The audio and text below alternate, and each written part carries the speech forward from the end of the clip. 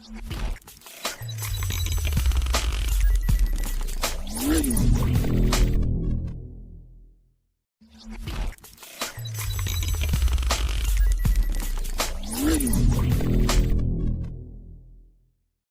everyone, welcome to Sanus Biotech Academia. Today we are going to discuss about the fate map of organisms. First of all, let us see the definition of fate map, and it is the diagram of the embryo of an organism at its early stage of development or at the stage of blastula, and it indicates the fate of all cells or regions at the later stage of development.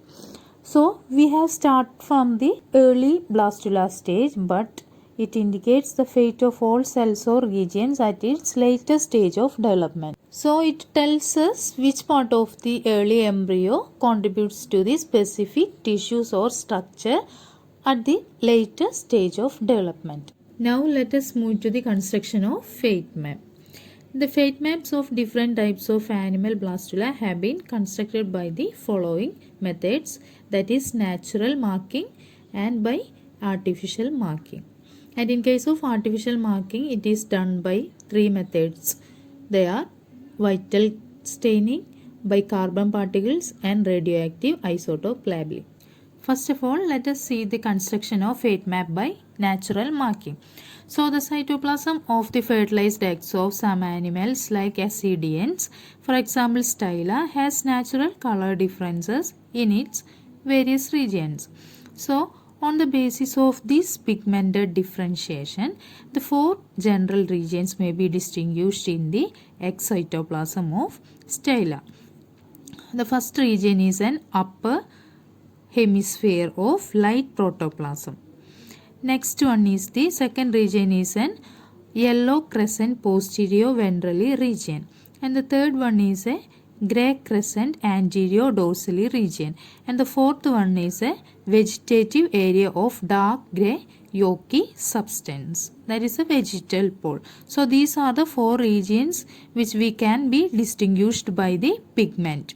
So from the distinguishing of these four regions by the differential pigmentation, it has been revealed that the upper clear cytoplasm represents the prospective epidermal ectoderm, and the yellow crescent is the prospective mesoderm.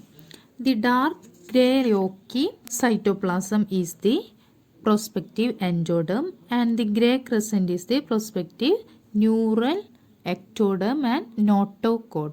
So these are the fate of different regions in blastula of Styla, which is revealed by the natural marking. That's all about the construction of fate map by natural marking.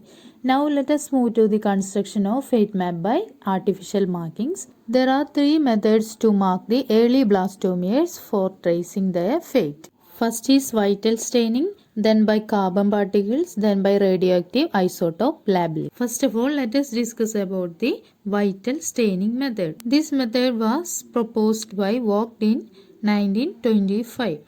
So the vital stains are the dyes which are retained by the living cells for a certain period of time without interfering the normal life activities of these cells. The mainly used vital dyes are Nile blue sulfate, neutral red, Janus green, Bismuth brown and methylene blue.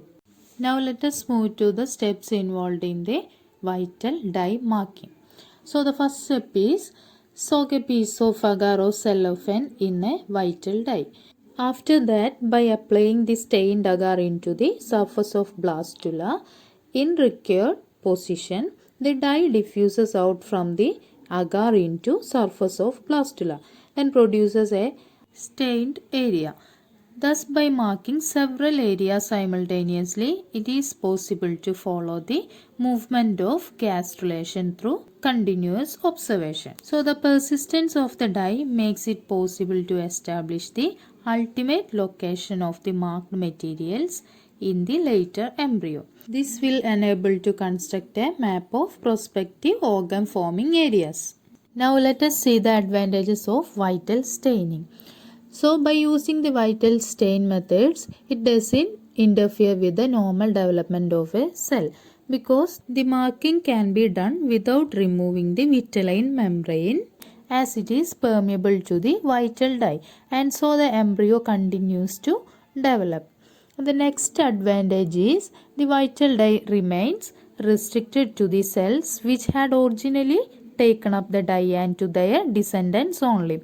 Thus, the position of the stained cells in the differentiated embryo clearly shows the fate of stained areas, and so it will enable to construct a map of prospective organ forming areas. That's all about the vital staining. Now let us move to the artificial marking by carbon particles. This method is proposed by Spratt in 1946. In this method, the tiny particles of carbon are applied to the surface of embryo or blastomere. So these particles will stick to the surface of the cells and can thus be used as markers for enabling the investigator to follow the movement of cells and draw the fate maps. That's all about the artificial marking by carbon particles. Now let us see the marking method by radioactive isotope labeling. In this method, the radioactive isotopes such as C14 and P32 are used to label the early blastomeres. Here the 14 and 32 are superscript of carbon and phosphorus, and by carefully following the course of these radioactive isotopes, the fate of the blastomeres can be determined. So that's all about the radioactive isotope labeling method. So we have discussed all the marking methods, which are natural marking methods and artificial marking methods. Now let us see a typical chordate blastula fate map. So there is a broad ectodermal area in the animal pole that gives rise to epidermal portion of the skin. This area is known as epidermal ectoderm. So this is the broad ectodermal area in animal pole which gives epidermal portion of the skin, which is known as epidermal ectoderm. And below that there is a relatively small ectodermal area that lies below this epidermal ectoderm is a neuroectoderm, and this portion develops into neural tube and nervous system. Also there is a crescentic area just below the neuroectoderm is designated as notochordal area, which gives rise to notochord of the embryo.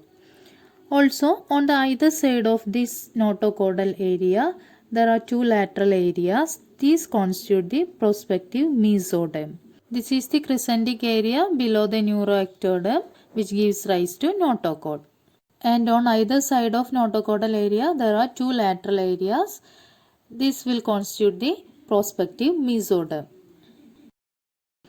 And also, the most of the yolky vegetal pole blastomeres collectively form a prospective endoderm. Also, at the caudal margin of the notochordal area, there is a small strip of blastomeres called precaudal plate region. This region mainly gives rise to some of the head mesoderm. So we have discussed about the fate map and its construction by natural marking and artificial marking method. I hope you all understand this lecture. If this video is useful for you, please like, share, and also don't forget to subscribe my channel and press bell icon. Thank you.